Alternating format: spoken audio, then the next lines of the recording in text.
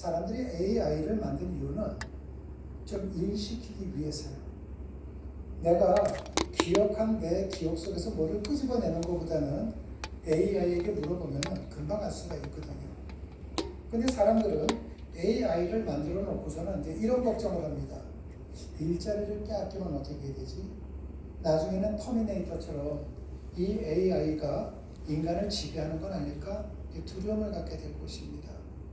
자, 이 상태를 보시고 이제 지금 이야기를 한번 비교해 보시기 바랍니다.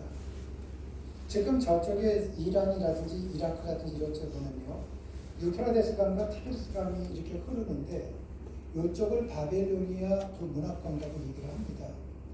그런데 이 바벨로니아 전설을 보면 이렇게 나옵니다. 하나님이 아니라 신들이 있었는데 신들이 일을 시켜먹기 위해서 인간을 만듭니다. AI 만든 거랑 비슷하죠.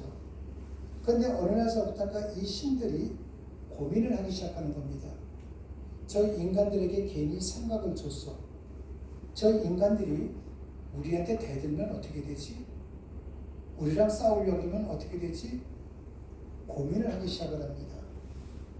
그러면은 오늘날 AI랑 좀 비슷한 면이 있죠. 근데 제가 여기서 지금 AI를 부정하는 거 아닙니다. AI를 지금 긍정적으로 또 오늘 말씀과 연관해서 얘기를 하려고 하는 겁니다. 하나님은 사람을 창조하셨습니다. 그래서 사람은 하나님의 형상입니다. 근데 AI는 인간의 형상입니다. 하나님의 형상인 사람과 인간의 형상인 AI는 비슷한 면이 있지만은 똑같아서는 안 된다는 것이죠. 그런데 오늘날 그리스도인들 가운데서 목사님들이 제일 많을 거고요. 그 다음서부터는 AI를 통해서 설교를 준비한다든지 기도를 준비한다든지 하는 분들이 굉장히 많습니다. 근데 그것은 꼭 부정하다고는 생각 안 합니다. 반드시 긍정적인 면도 있습니다. 근데 문제는 무엇이냐면은 내가 AI에게 나 오늘 창세기 1장 1절 설교할 테니까 설교문 좀 써줘. 이건 안 됩니다. 그렇게 되면 절대로 안 됩니다. 그런데 AI에게 창세기 1장 1절을 히브리어 원어로 좀 해석 좀 먼저 해줘. 그리고 이것이 중국어 성경에서는 이제 상제라고 나옵니다. 중국어는요. 그 중국어는 어떻게 다루고 기독교가 가장 신학적으로 발달된 독일에서는 어떻게 있는지 그것 좀 알려줘. 그러면 AI가 쫙 나옵니다. 그럼 이걸 가지고선 복합적으로 해갖고선 제 설교를 만드는 겁니다. 저는 그런 식으로 하고 있거든요. 기도도 마찬가지입니다. 대표 기도가 내가 4월 첫째 주 내가 대표 기도인데 작성을 해줘. 이렇게 하는 거거든요. 4월 첫째 주만 생각하지 마시고 우리 교회 성도님이라든지 모든 걸 다 보시고 난 다음에 혹 어떠한 아픔 속에 있는 분을 위해서 기도할 때는 뭐가 필요한지 알려줘. 우리 교회가 어떤 교회가 되었으면 좋겠다는 기도문 좀 알려줘. 여러 가지를 복합적으로 해서 만드는 건 괜찮습니다. 자, 이 차이점은 뭐냐면은 내가 그냥 AI에게 나 이거 하나 해줘 하고 그대로 나가면은 이거는 지식에 대한 문제입니다. 근데 AI라는 걸 한번 생각을 해보십시오. 여기에서 어떤 자료를 만들려면은 사람이 갖고 있는 지식을 갖다 집어넣어야 되기 때문에 오류도 나올 수 있다는 겁니다. 그런데 내가 그것을 가지고선 이것저것 여러 가지 해서 같이 보면서 뭔가를 작성해 나간다면은 그때는 이 한 설교문이든 기도문만 되는 것이 아니라 여기에는 하나님이 나에게 주시는 사명이 보이고요. 하나님이 나에게 주시는 소명이 보입니다. 사명과 소명은 다릅니다. 사명은요, 위를 위해서 나에게 뭔가 시켰기 때문에 아, 내가 이것을 해야겠네 하는 건 이건 사명입니다. 그런데 소명은 목숨을 걸고 할 때가 소명입니다. 여기서 목숨을 건다는 것은 내 이 목을 건다는 것도 있지만은 내가 하고 싶어하는 모든 것을 내려놓는 걸 말하는 겁니다. 창세기 12장이 아브라함의 소명장입니다. 그런데 아브라함의 소명장인데 사도행전 9장은 사도 바울의 소명장입니다. 그런데 오늘 본문이 이사야서 6장은 이사야의 소명장입니다. 창세기가 창세기 12장에서 하나님께서 아브라함에게 소명을 주셨다면 사도행전 9장에서는 사도 바울에게 하나님께서 소명을 주셨다면 오늘 본문은 하나님께서 이사야에게 소명을 주신 거고요. 이 말씀을 듣는 여러분들도 하나님께서 소명을 주시는 시간이라는 겁니다. 그러니까 내가 여기에 왜 나와 있는가? 수요 예배를 드리기 위해서? 여러분 그렇게 생각하시는 것이 아니라 좀 한 단계 더 높여가지고서 오늘 말씀을 통해서 하나님이 나에게 소명을 주시는 거구나 이렇게 생각하시는 겁니다. 중요한 것은요, 하나님이 주시는 소명은 하기가 싫은 거예요. 힘든 부분이 있을 수 있습니다. 그런데 내가 하기 싫고 힘든 부분이 있다 할지라도 이 소명을 받들어 모실 때 내 삶은 달라지는 겁니다. 내 환경이 달라지는 겁니다. 내 자녀들의 삶이 달라지는 겁니다. 그렇다면 한번 해볼 만하죠. 그냥 내가 소명을 함으로 내가 낭비를 본다면 문제가 되지만은 내가 지금 당장은 낭비인 것 같지만은 이것이 30배, 60배, 100배로 나에게 다가온다면은 어떤 문제든 내가 해낼 수 있는 것 아니겠습니까? 근데 여기서 중요한 게 또 하나가요.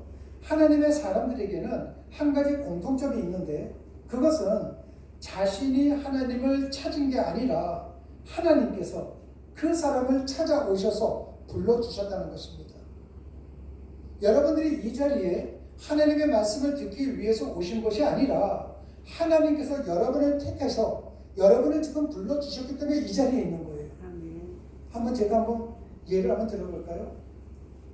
이거는 꼭 제가 여러분들에게 편리한 예를 드니까 꼭 절대적으로는 안 듣고 참고적으로 들어주시기 바랍니다. 수요일 날에는 거의 다가 지금까지는 안전 안수 집사님이 앉았습니다. 그런데 오늘은 전미자 목사님이 앉았습니다. 왜 그럴까요? 하나님이 부르셨다는 증거입니다, 이게요. 근데 많은 그리스도인들은 내가 시간이 되기 때문에 어떻게 시간이 참 애매하기 때문에 내가 여기 왔다 생각할 수도 있습니다. 아니요. 하나님 나라에서는 그런 건 없습니다. 하나님께서는 창세전서부터 우리를 택하신 분이시기 때문에 하나님께서 부르셨기 때문에 너희가 이 자리에 온 겁니다. 여러분들은요. 그런데 오늘 보면은 하나님께서 이사야를 부르셨는데 하나님께서 이사야를 부른 적이 언제인가? 오늘 1절을 보면 그게 나오는 겁니다. 1절에 밝혀지고 있는데 우시야 왕이 죽던 해에 이사야가 하나님의 부르심을 받았습니다. 우시야 왕은 하나님을 정말 잘 믿는 사람이었습니다. 그래서 하나님께서 그의 삶을 형통하게 만들어 주셨습니다. 그런데 이게 웬일입니까? 하나님께서 하나님을 잘 믿는 우시야 왕에게 복을 주셨는데 형통의 복도 주셨는데 우시야 왕이 교만해졌습니다. 여러분 우리가 없을 때는요 이렇게 얘기합니다. 하나님 나도 정말 하나님 나라를 위해서 뭔가 하고 싶은데 돈이 없습니다. 그래서 하나님이 돈을 많이 줬다고 쳐보십시오. 대부분의 사람들이 교만에 빠집니다. 하나님 저에게 시간이 있으면은 저도 교회 가서 봉사하고 싶고 정말 예배드리고 싶습니다. 시간이 널널해 보십시오. 한두 번 정도는 몰라도요 금방 교만해집니다. 삶이 형통하면 형통할수록 형통함에 도취되어서 사람들은 교만에 빠져요. 그래서 교만에 빠진 우시야 왕도 제사장들만 들어갈 수 있는 성전에 들어가서 분향을 하려다가 문둥병에 걸려서 죽고 맙니다. 하나님의 뜻을 거스려 비참하게 삶을 마감해야 했던 우시야 왕이 죽던 해에 이사야 선지자는 하나님의 부르심을 받았습니다. 누군가가 진노 아래에서 죽어갈 때 누군가는 은혜 안에서 부르심을 받는 것이 우리 인생입니다. 8절 말씀을 보면은 하나님의 일은 하나님이 직접 하시기보다는 사람을 사용한다는 사실을 우리는 알 수가 있습니다. 8절 말씀을 우리 한번 합독하도록 하시겠습니다. 내가 또 주의 목소리를 들으니 주께서 이르시되 내가 누구를 보내며 누가 우리를 위하여 갈고 하시니 그때 내가 이르되 내가 여기 있나이다 나를 보내소서 하였더니. 아멘. 아멘. 이사야가 이렇게 응답하지 않습니까? 내가 여기 있습니다. 나를 보내주십시오. 이사야의 그 고백 속에는 자신감을 발견하게 됩니다. 이전만 하더라도 이사야가 뭐라고 했는가? 그 앞장을 보면은요, 망했다고 했습니다. 화로다, 망하게 되었도다. 그런데 이제 이사야가 정반대로 내가 여기 있습니다. 나를 보내주십시오. 이것은 교만이 아닙니다. 이사야는 자신의 실존을 깨닫고 하나님의 부르심에 자신을 드리겠다고 고백을 했기 때문에 교만이 아닙니다. 교만이라는 것은 내가 내 자신을 모르는 채 내가 할게요. 이건 교만입니다. 그런데 여기는 지금 자기 자신에 대해서 지금 알고 있는 거거든요. 그렇다면 이 말씀이 우리에게 주는 교훈은 무엇인가? 부르심을 받은 자는 하나님 앞에서 교만할 수 없으며 자신의 실존을 깨닫고 있는 그대로 자신의 삶을 하나님께 자기를 도구로 내어 드리는 사람입니다. 하나님의 도구로 쓰임받고도 자신을 자랑하지 않고 오직 하나님께 부름받았다는 사실에 감사하여 겸손히 무릎을 꿇는 사람을 말하는 것입니다. 한마디로 얘기해서 여러분들이 신앙생활 하실 때 뭔가 마음속에 감동이 오는 것이 있다고 생각을 해보십시오. 근데 이 감동이라는 건요, 나 오늘 좋아, 뭐 이런 것이 아니라 내가 갑자기 하나님 나라를 위해서 뭔가 하고 싶다든지 교회를 위해서 뭐를 하나를 하고 싶다든지 아니면 목사님을 위해서 뭐를 하나 하고 싶다든지 아니면 우리 교회 성도님들 가운데 누구를 한번 손을 잡아주고 싶다든지 뭔가 있을 때에 그때 여러분들은요, 이사야 선지자처럼 주님, 내가 여기 있는데 저 일에 나를 보내주십시오. 행동으로 옮기는 것을 이야기하는 것입니다. 우리 주님께서는 여러분들에게 목사가 되고 뭐가 되라는 것이 아니라 여러분의 마음속에 뭔가가 올라올 때에 그것을 행동으로 옮기라는 것입니다. 하나님으로부터 인정받고 쓰임받는 사람이 되라는 것입니다. 그때 하나님께서는 모든 것을 책임져 주신다고 하신 거거든요. 말씀을 정리해 보겠습니다. 우리가 하나님을 믿는 목적은 여러 가지가 있습니다. 천국을 가기 위한 목적으로 또는 세상에 살면서 뭔가 좀 평강을 누리기 위해서 내 자녀가 잘 되기 위해서 우리는 여러 가지 목적을 갖고 있습니다. 그리고 하나님 앞에 기도할 때에도 그것이 이루어달라고 기도할 때가 많습니다. 그런데 여기에는 대부분이 그러한 기도를 할 때 응답을 받지를 못한다는 겁니다. 내 자녀가 잘 되기를 원한다고 기도를 하면서도 오히려 기도를 하면 할수록 더 뒤틀릴 때가 있을 수도 있습니다.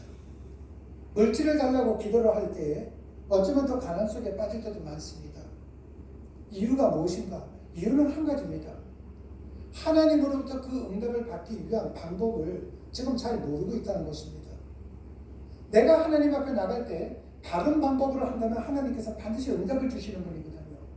그런데 내가 응답을 받지 못했다는 것은 하나님께서 지금 능력이 없다는 것이 아니라 내가 하고 있는 방법이 지금 잘못됐다는 것입니다. 그렇다면 내가 하는 행동이 올바른 행동이 되어서 응답받을 수 있는 것이 무엇인가? 그것은 여러분 모두 다가 하나님으로부터 참다운 도구가 되는 겁니다. 주님, 내가 여기 있나이다. 나를 보내소서.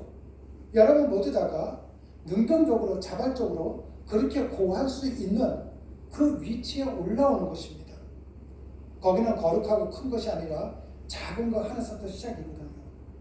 저는 여러분들이 신앙생활을 하시면서 또 비전교회에서 함께 성도들과 이 신앙생활을 해나가는 가운데 속에서 뭔가 여러분들이 누군가를 보고 어떤 일이 있고 예배당에서 무슨 일이 있을 때 작은 감동이라도 온다면은 그것이 결코 내가 하기 싫은 일이라 할지라도 손해를 보고 낭비를 보는 일이라 할지라도 그 감동을 가볍게 생각하지 마시고 행동에 옮기시기를 바랍니다. 그것이 하나님으로부터 복을 받는 한 걸음 한 걸음이 되는 것입니다. 여러분 모두 다가 그러한 발걸음을 걸어가심으로 인해 하나님으로부터 커다란 복을 받으시기를 주님의 이름으로 축원합니다. 아멘. 기도하시겠습니다. 사랑해 주님 감사합니다. 사랑의 하나님, 나의 나됨은 오직 하나님의 은혜였음을 깨닫게 하시니 정말로 감사를 드립니다. 언제나 이 마음 변치 않게 하셔서 주님의 은혜로 살아가는 인생이 될 수 있도록 은혜를 베풀어 주시옵소서. 한때 잠시 잠깐 쓰임받는 것으로 만족하지 않고 우리의 호흡이 코끝에서 사라지는 날까지 변함이 없게 하여 주시옵소서. 주님께서 쓰신다고 하실 때 있는 모습 그대로 나 자신을 드릴 수 있는 겸손과 헌신의 사람이 될 수 있도록 복을 내려 주시옵소서. 주님 고맙습니다. 예수님 이름으로 기도드렸습니다. 아멘.